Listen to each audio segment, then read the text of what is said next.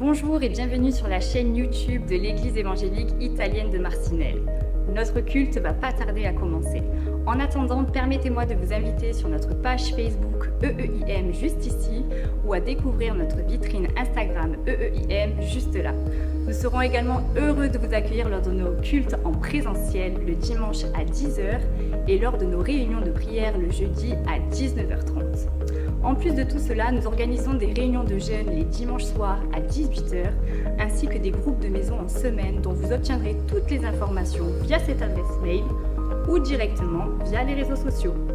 Retrouvez toutes ces informations à la fin de la vidéo et les liens vers nos différentes plateformes en description ci-dessous. Nous vous souhaitons un bon visionnage et nous avons hâte de vous rencontrer au sein de notre église. À très bientôt.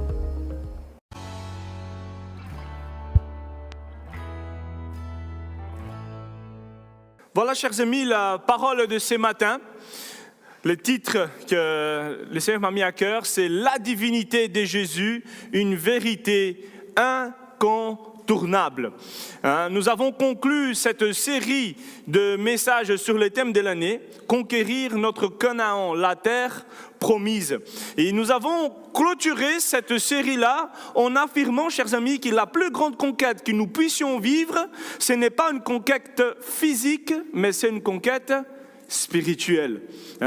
Et l'évangile de Jésus nous rappelle à entrer dans cette terre promise, dans un royaume éternel de paix, de réconfort et de salut pour nos âmes, parce que à la croix du Calvaire, à la croix, Jésus a remporté les plus grands combats.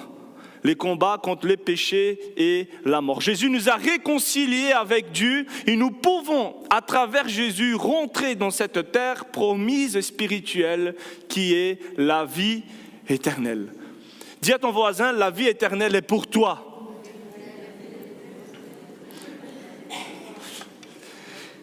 Et en réalité, chers amis, cette œuvre de salut, cette vie éternelle, ne pouvait qu'être accomplie par Dieu lui-même.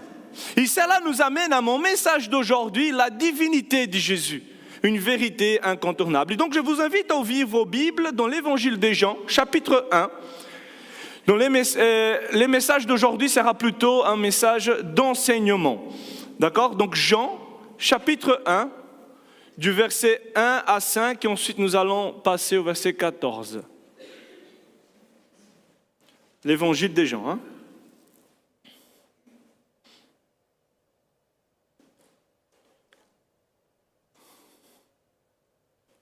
Il y a quelques feuilles qui tournent encore. Si vous l'avez, dites Amen. Amen, c'est bon alors. Au commencement, la parole existait déjà. La parole était avec Dieu et la parole était Dieu. Elle était au commencement avec Dieu. Tout a été fait par elle et rien de ce qui a été fait n'a été fait sans elle. Verset 4. En elle, il y avait la vie. Et cette vie était la lumière des êtres humains. La lumière brille dans les ténèbres et les ténèbres ne l'ont pas accueillie. Verset 14, voilà la révélation des gens qui nous dit « Et la parole s'est faite homme. Elle a habité parmi nous, pleine de grâce et de vérité. Et nous avons contemplé sa gloire, une gloire comme celle du Fils unique venu du Père. » Donc, frères et sœurs, ce matin, nous allons méditer sur cette vérité essentielle, une vérité qui elle est non négociable dans notre foi. Jésus-Christ, la parole de Dieu, il est Dieu lui-même. Jésus-Christ est Dieu. Et cette vérité, chers amis, elle traverse l'Écriture, et sans elle, notre salut serait impossible. L'Ancien Testament annonce la venue de Jésus et le Nouveau Testament en est l'accomplissement de cette promesse. Et il est vrai que nous vivons dans un monde où plusieurs cherchent à diminuer la gloire de Jésus. Certains considèrent Jésus comme un simple prophète. D'autres considèrent Jésus tout simplement comme un enseignant. D'autres considèrent Jésus comme un homme inspiré par Dieu. Mais l'Écriture, chers amis, la parole de Dieu, la Bible, elle est claire. Jésus est Dieu. Jésus est Dieu. Et cette vérité, elle a des implications profondes pour notre foi. Et Jean, il va exprimer cette vérité profonde et essentielle. Les dieux éternels, infinis, créateur de toutes choses, il s'est fait homme. Il s'est incarné dans la personne du Seigneur Jésus-Christ. Il est venu jusqu'à nous. Voilà, l'amour de Dieu, cet amour incomparable qui est venu jusqu'à nous afin de nous donner le salut. La parole s'est faite homme afin de nous montrer les chemins qui mènent à Dieu. Et chers amis, la divinité de Jésus est une vérité incontournable car l'Écriture nous montre tout d'abord sa préexistence. Et c'est autour de cela que je vais développer mon message ce matin, sur la préexistence. Jésus est véritablement Dieu. Il ne commence pas à exister lorsqu'il est né à Bethléem. Non, son existence précède la création du monde. Et c'est ça que nous allons voir aujourd'hui en explorant la vérité de sa préexistence. Donc tout d'abord, la préexistence de Jésus, chers amis, nous pouvons voir dès les premiers versets de son évangile. Jean, il va nous plonger dans une révélation profonde de cette préexistence de Jésus. Et Jean ne va pas laisser une ambiguïté. Il va dire clairement que Jésus-Christ est Dieu. Non pas un Dieu parmi d'autres, non pas une simple créature supérieure à, mais il est véritable Dieu dans toute sa totalité. Et donc, il va commencer en expliquant que la préexistence de Jésus nous rappelle tout d'abord que Jésus est éternel. Jésus, il est éternel. Au commencement, la parole, Jésus, la parole de Dieu, existait déjà. La parole était avec Dieu et la parole était Dieu. Chers amis, nous pouvons voir dans ces versets que la parole qui est Jésus-Christ était dès le commencement de toutes choses. Jésus est avant toutes choses, avant même la création du monde. Jésus existait déjà. Il n'a pas de commencement, car il est éternel, tout comme le Père. D'ailleurs, Jésus va dire dans Jean 17, verset 5, « Maintenant, Père, révèle toi-même ma gloire auprès de toi en me donnant la gloire que j'avais auprès de toi avant que le monde existe. » Frères et sœurs, Jésus ne s'agit pas d'un être inférieur à Dieu ou d'un simple messager. Jésus est Dieu lui-même, coexistant éternellement avec le Père. Et cette affirmation, chers amis, est l'un des fondements les plus solides de la foi chrétienne. Jean-Baptiste, c'est lui qui a préparé les chemins pour la venue de Jésus, a témoigné de l'éternité de Jésus. Il va dire, Jean a rendu témoignage, il s'est écrié au propos duquel j'ai dit, donc il parle de Jésus, « Celui qui vient après moi m'a précédé, car il était avant moi. » Et tout au long de l'évangile, chers amis, nous pouvons voir que Jésus lui-même, il ne va pas nier sa divinité, mais plutôt il va l'affirmer. Il va utiliser à plusieurs reprises ces titres divins « Je suis ». Vous savez très bien que « Je suis », c'est le nom que Dieu a révélé à Moïse. En Exode 3, 14, l'Éternel va dire à Moïse « Je suis, c'est lui qui suis ». Et frères et sœurs, encore une fois, il faut que nous puissions comprendre cela, saisir cela. Dieu n'a pas de commencement et de fin. Dieu, il est infini. L'univers, il est fini. Mais Dieu est le seul être infini. Il n'a pas commencé à exister à un moment donné. Tout simplement, à travers la vérité biblique, nous pouvons affirmer que Dieu est. Il est. Et Jésus va faire ces déclarations. Jean 8, 58, tout d'abord. Avant qu'Abraham fût, je suis. Une déclaration directe de son éternité, de sa divinité. Jésus n'est pas venu à l'existence lors de sa naissance, non, il est éternel. Jean 10, 30, Jésus va dire, moi et le Père, nous sommes un. Une proclamation de son unité avec Dieu. Jean 14, 9 va nous dire, c'est lui qui m'a vu. C'est lui qui a vu Jésus, c'est lui qui m'a vu. A vu le Père. Jésus, chers amis, révèle qu'il est l'image visible d'un Dieu invisible. Jésus est la parole des dieux incarnée qui nous fait connaître les Pères. Avant la venue de Jésus, l'humanité ne pouvait connaître Dieu que partiellement. Mais depuis la venue de Jésus, nous pouvons le connaître pleinement, car Jésus l'a rendu visible, tangible, toutes choses. Jésus, c'est pour ça que nous pouvons dire, il y a cette affirmation dans la parole de Dieu, Jésus est la parole de Dieu, il est l'expression parfaite de Dieu sous forme humaine. Autrement dit, chers amis, la vie de Jésus sur terre révèle les cœurs de Dieu. Les agissements de Jésus sur terre révèlent les cœurs de Dieu pour l'humanité. Ce que Dieu pense, ce que Jésus pense, c'est ce que nous devrions penser en tant qu'être créés par lui. Jésus est ce modèle vers lequel nous devons tendre. Il nous montre comment vivre, mais aussi il nous en donne la force par son Saint-Esprit. Chers amis, la bonne nouvelle de Jésus-Christ, elle est parfaite. Non seulement il s'y révèle, il vient jusqu'à nous, mais il nous donne encore la force de pouvoir le ressembler. Et je t'encourage aujourd'hui, confie ta vie à Jésus. Jésus, il est éternel.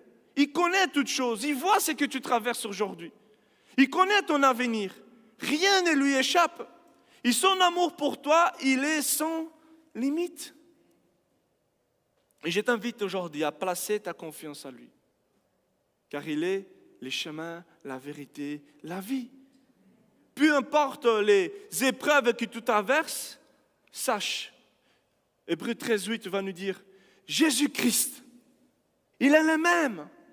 Il ne change pas, immuable, éternel. Il est le même hier, aujourd'hui et éternellement. Et l'apôtre Pierre, il va nous dire dans sa lettre, déchargez-vous sur lui de tous vos soucis, car lui-même, c'est Dieu éternel, prend soin de vous. Chers amis, Jésus est éternel. Cela signifie qu'il est au-delà du temps. Il a toujours existé en communion avec le Père. Et cela nous rassure. Combien il est rassurant pour nous de savoir que notre Sauveur, il est immuable, il est digne de confiance. Il était là avant toute chose. Et ce matin, si tu te sens perdu, fatigué, accablé, sache que c'est Dieu éternel veut prendre soin de toi. Il t'invite aujourd'hui à te tourner vers lui, à lui donner, à que tu puisses lui donner ton cœur. Que Dieu puisse te guider dans sa paix et dans sa lumière pour l'éternité. Mais aussi, chers amis, nous pouvons voir la préexistence de Jésus nous rappelle que Jésus il est le Dieu créateur, mais que Jésus est le Dieu éternel, mais aussi que Jésus est le créateur de toutes choses.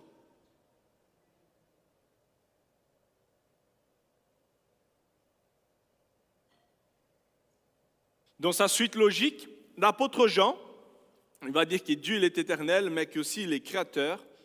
Il va dire que Jésus, la parole de Dieu, était au commencement avec Dieu. Il va dire, verset 3, « Tout a été fait par elle. » Rien de ce qui a été fait n'a été fait sans elle. Chers amis, tout a été fait par la parole de Dieu. Ça veut dire que Jésus a joué un rôle dans la création. Jésus a joué un rôle dans la création. Le terme grec « arché » pour commencement, qui s'y trouve dans le verset 1, mais aussi dans le verset 2, désigne ici l'origine même de l'univers, au commencement. Et cela fait référence, chers amis, au premier verset de la Bible, en Genèse 1 et suivant. Il nous dit « Au commencement, Dieu créa ». D'ailleurs, Dieu, Elohim, il est au pluriel. On peut voir déjà là des traits de la Trinité. La Trinité, elle est partout, chers amis, à travers la parole. Au commencement, Dieu créa. Dieu dit, il est la lumière. on connaît la suite, il fut, la lumière fut. Verset 6 va dire, Dieu dit qu'il est un étendu entre les eaux. Verset 9, 14, 20, 24, Dieu dit, Dieu prononce, Dieu parle, Dieu dit, la parole est dite. Verset 26 à la fin, puis Dieu dit, faisons l'homme à notre image. Et nous connaissons ces récits. 6 jours de création. Et c'est par la parole de Dieu que tout a été créé. En d'autres mots, c'est par Jésus, la parole de Dieu, que tout a été créé. Encore une fois, chers amis, Jésus n'est pas une créature, il est le Créateur. Paul nous confirme en Colossiens, chapitre 1, versets 15 à 17, les fils est l'image du Dieu invisible. L'image, le reflet. En effet, c'est en lui que tout a été créé dans les ciels et sur la terre. Tout a été créé par lui et pour lui. Il existe avant toute chose et tout subsiste en lui. Encore une fois, chers amis, dans la parole de Dieu, dans un autre verset, Jésus existait donc avant la création. Il n'est pas un être créé, mais il est l'être éternel, mais l'être aussi créateur. Il y a un commentateur biblique, Marcus Dodd, en commentant ces versets, il va dire les logos, parole en grec c'est logos, les logos n'a pas commencé à être, mais au moment où toute autre chose a commencé à être, il était déjà. Vous avez saisi? Les logos, donc la parole, n'a pas commencé à être, mais au moment où toute autre chose a commencé à être, il était déjà. Frères et sœurs, la puissance de la divinité de Jésus, c'est vrai qu'il dépasse notre entendement. Il a créé l'univers, chaque étoile, chaque planète, chaque être vivant. Et pourtant, il a choisi d'y venir dans ce monde sous la forme d'un humble serviteur pour nous sauver, pour nous montrer la voie que nous devons suivre. Quel Dieu fait ça? Si ce n'est que c'est Dieu éternel, créateur, qui aime sa créature, qui veut avoir une relation directe avec, et qui met tout en œuvre afin que chaque personne, chaque être humain puisse parvenir à la connaissance du salut, puisse s'approcher de lui. Chers amis, Jésus, c'est lui qui a créé tout ce qui existe, y compris nos vies, mérite que nous lui remettions chaque aspect de notre existence. Si tu n'as pas encore fait cela, je t'invite à remettre entre les mains de Jésus, entre les mains de Dieu, ta famille, ton travail, tes décisions, tes luttes. Dieu, Jésus peut nous guider en chaque circonstance. Chers amis, nous pouvons nous appuyer sans crainte sur ses promesses parce que ce que Jésus dit, c'est vrai, il est digne de confiance. Quand Jésus va dire « Je suis le chemin, la vérité et la vie », il ne nous donne pas une opinion, mais c'est la seule vérité qui sauve. C'est lui le chemin qui mène à Dieu. C'est lui la vérité de Dieu révélée. C'est lui qui va nous donner la vie, cette vie éternelle. Il n'y a qu'en lui que nous pouvons trouver cela, nulle part ailleurs. Quand Jésus nous promet en Matthieu 28, 20, « Je suis avec vous tous les jours », ce n'est pas juste une belle pensée. Ce n'est pas juste de la poésie. Non, c'est une réalité divine. Il est avec nous tous les jours. Chers amis, nous pouvons affirmer, Jésus n'est pas simplement un prophète, un maître parmi tant d'autres. Il est Dieu lui-même, éternel, souverain, créateur et digne de toute notre confiance. Cette révélation puisse aujourd'hui vraiment fortifier notre foi, notre vie chrétienne. Vous savez, bien souvent, il nous arrive de penser que notre vie, elle est trop compliquée pour que Dieu puisse le comprendre. Non, Seigneur, c'est trop compliqué. J'aimerais aujourd'hui que tu puisses avoir le regard divin sur ta perspective, sur une perspective différente. Rappelle-toi dans ta situation que Jésus a créé l'univers. Rien n'est trop difficile et compliqué pour lui. Il a créé toutes choses, chers amis. Rien n'est trop compliqué ou difficile pour lui. Dieu nous a créés, il est un Dieu vivant, et son amour est plus grand que n'importe quel problème auquel nous pourrions faire face. Vous imaginez Dieu a fait surgir toutes choses du néant par la parole. Un mot, une parole, et tout a existé.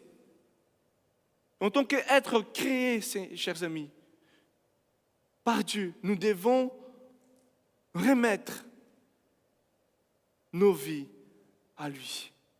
Vous savez, tenter d'y vivre sans Jésus, sans Dieu, c'est vraiment s'écarter de la raison pour laquelle on a été créé. Dieu nous a créés pour être en communion avec lui.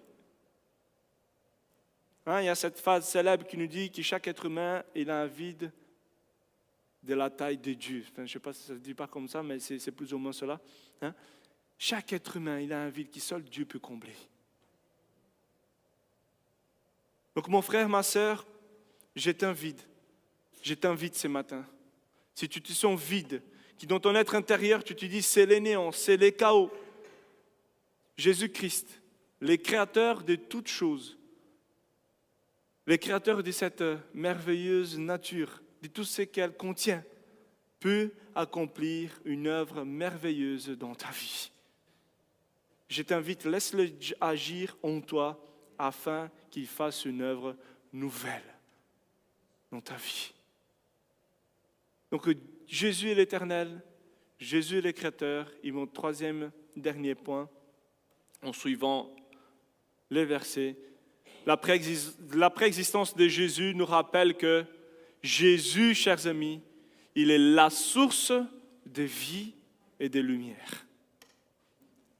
Jésus est la source de vie et de lumière. Il va dire que dans la parole en elle, il y avait la vie. Et cette vie était la lumière des êtres humains. Jésus est la lumière des êtres humains. La lumière brille dans les ténèbres et les ténèbres ne l'ont pas accueilli. Frères et sœurs, dans ces versets, Jean résume un peu l'incarnation en utilisant deux thèmes majeurs, la vie et la lumière. Ce sont des notions profondes, vraiment, de Jésus-Christ. Jésus, tout d'abord, il dit qu'il est la vie. Dans ces versets, chers amis, les mots « vie », c'est le mot grec « zoé ». Le mot grec « zoé », utilisé ici, désigne la vie spirituelle, éternelle, contrairement à la vie bios, biologie, etc., vous connaissez bien, qui fait référence uniquement à la vie physique. Mais là, dans ces versets-là, quand il dit qu'il est la source de vie, qu'il avait toute la vie, c'est la vie dans toute sa totalité, c'est Zoé qui est dit. Cela signifie, chers amis, que Jésus, il est la source même de la vie.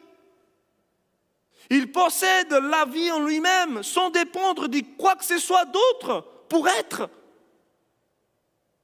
C'est ce que les théologiens appellent l'acéité, l'existence par soi-même. Il est l'existence par soi-même.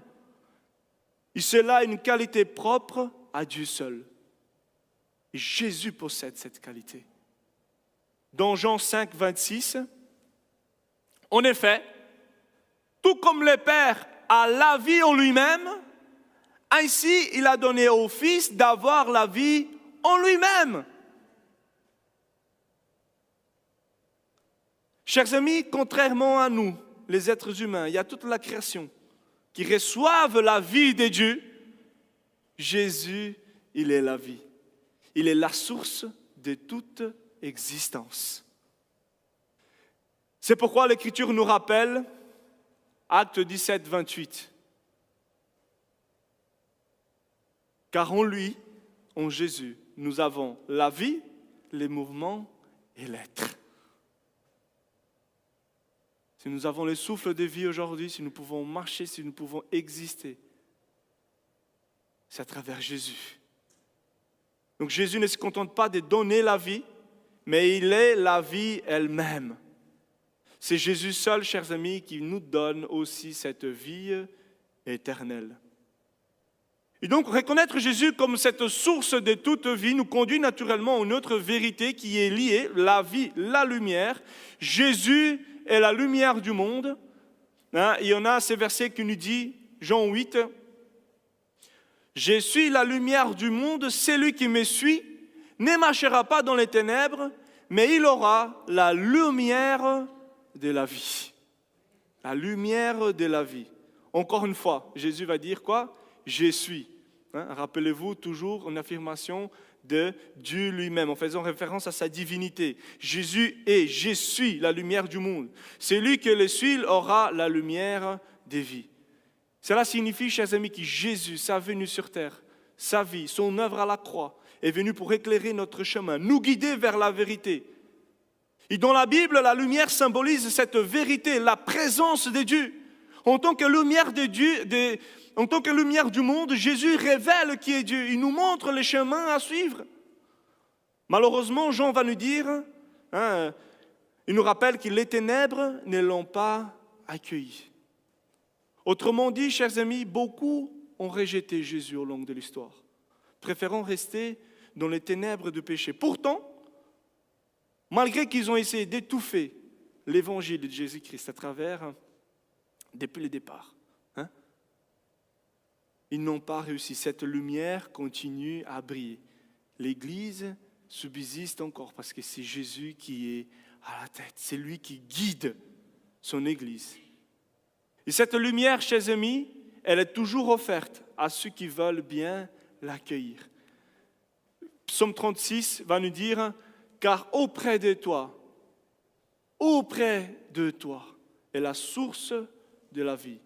Par ta lumière, nous voyons la lumière. » Cela veut dire, chers amis, que c'est uniquement grâce à Jésus que nous pouvons avoir cette lumière de comprendre qui est Dieu réellement afin de saisir la vie éternelle. La vie et la lumière vont toujours de pair, vont toujours ensemble. Jésus est la source de la vie et cette vie s'y manifeste par la lumière qui va éclairer notre cœur, qui va éclairer notre chemin. Et donc, chers amis, reconnaître Jésus comme lumière du monde, c'est choisir de marcher dans la vérité, de ne plus vivre dans l'ombre du péché. Je t'encourage ce matin, acceptons cette lumière. Dieu veut te donner vie.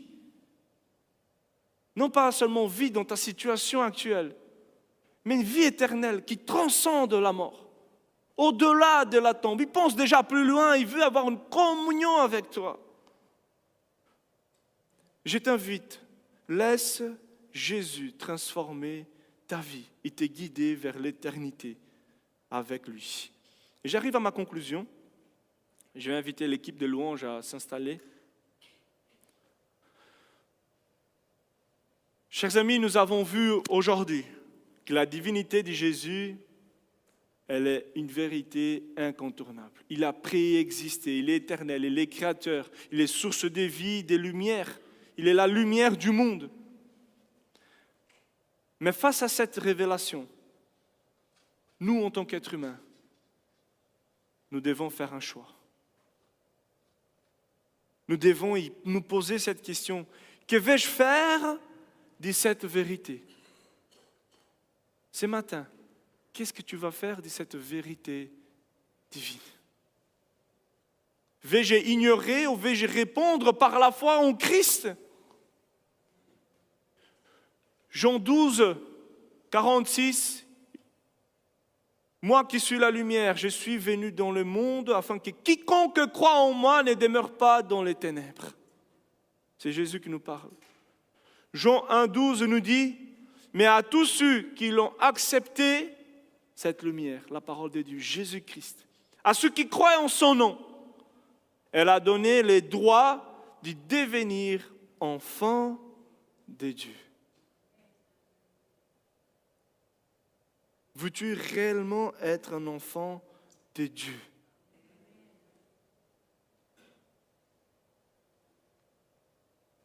Chers amis, nous avons deux choix sur cette terre. Soit rejeter Jésus, ou bien le recevoir et devenir enfant de Dieu. En tout cas, que ce message de ce matin, si nous sommes croyants que nous avons déjà accepté Jésus, que cela puisse encore te renforcer dans ta foi, vivre pleinement pour Jésus, servir de tout notre cœur, parce qu'il est un Dieu créateur éternel, source de vie et lumière. Si nous ne l'avons pas encore accepté comme Seigneur et Sauveur, aujourd'hui est le jour de salut. Cette lumière brille aujourd'hui.